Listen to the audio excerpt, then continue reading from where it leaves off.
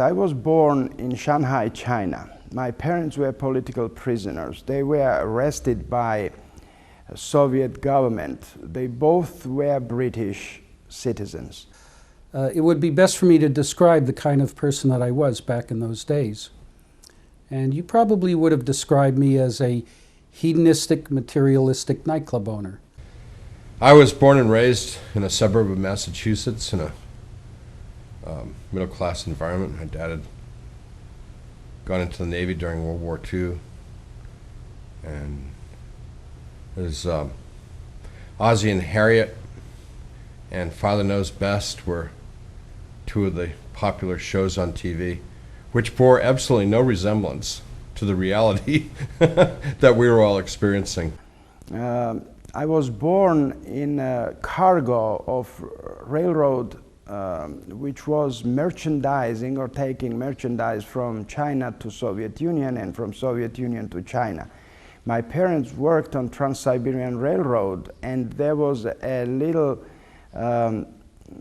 city which was called Kushka, and that's where they were going from there to China. Although I had been raised Catholic, I was probably an atheist. I didn't believe in an afterlife. My idea of life was he who dies with the most toys wins. So we went to church on Sunday. I got dressed up like a little man with a suit and a bow tie and a hat.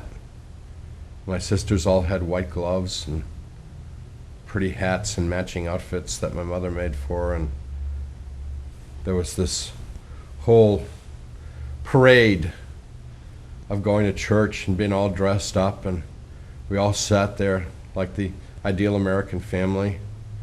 And then church would get over and we'd get into the car.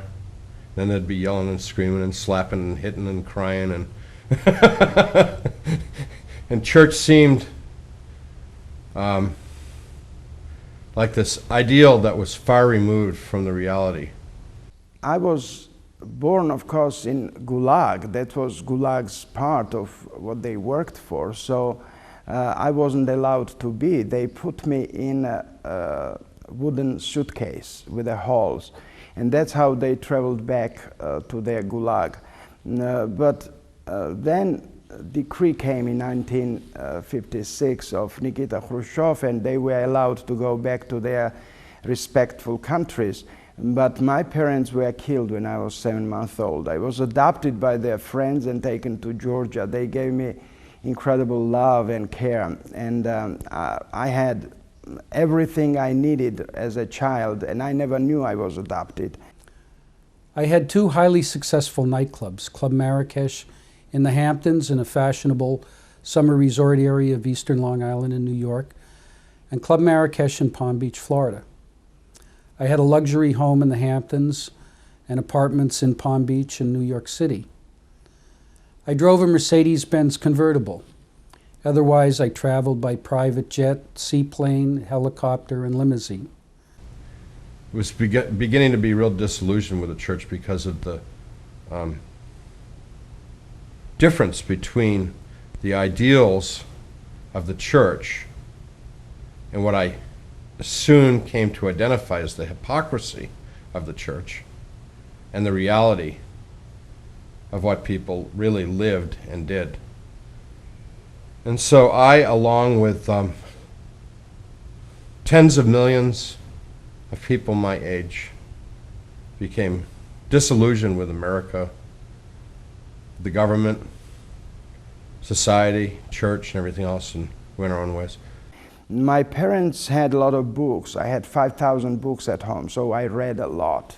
I was a little bit different than any other children because I mostly loved to be in my fantasy world, in a book world, and I read a lot, and then my intellect developed differently. I went to research myself several books and writings and linguistics, and I began to learn 2 languages, and this happiness was cut by death of my father.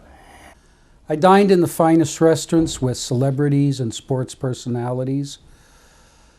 I had all the money, the power, the prestige that a single guy in his 30s could even dream about. And I really thought I had it made living in that fast lane. With the death of John Kennedy in '63, and then the subsequent death of Martin Luther King and Bobby Kennedy, it seemed like what we needed to do was to build an alternative society. So my wife and I got married in '65, and we went out to San Francisco in '66, lived out there. And we believed that we were creating a new society. We believed we were, quote, realists. And part of that realism was we didn't believe in supernatural things. We didn't believe in religion. We didn't believe in God. So I was 13 when I was encountered with the KGB. I was arrested because I wrote poem against government. So after arrest, and I was beaten severely, I wrote a confession and letter to government saying that I will never, ever, ever write any poems against government anymore. So I haven't. I wrote only essays. One of them became pretty much well known, and the Moscow University president invited me for talk. And he suggested me to become a student of Moscow University while I was not yet even 14. You see, when I was about 5 years old, my mother and I had to flee the apartment that we were living in with my dad. My sister, who was several years older, was already living in my grandmother's home. And the reason she was living there was because of my dad's drinking and his violence. And one night, my dad's violence during one of his drinking bouts got so bad, and he was so abusive, physically abusive to my mother, he actually threw her down a flight of stairs, and I went with her to the bottom of the stairs. And I can remember, as a little 5-year-old boy, actually trying to jump out of my skin to try to stop this event from happening. Well, that was the last night for my mother. We fled the apartment that night, but of course I was his son, so I would seek my dad out for many years thereafter. What I wanted to do was to be an artist and art teacher, so I finished my graduate studies at the University of California, Berkeley. Did a year in New Mexico on a grant, which was wonderful. I love New Mexico.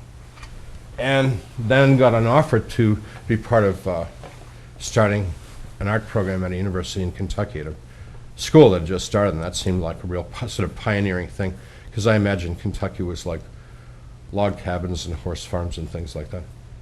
To my great surprise, there weren't any log cabins or horse farms in the area that I moved into, but became a careerist, a hedonist, a careerist, a materialist.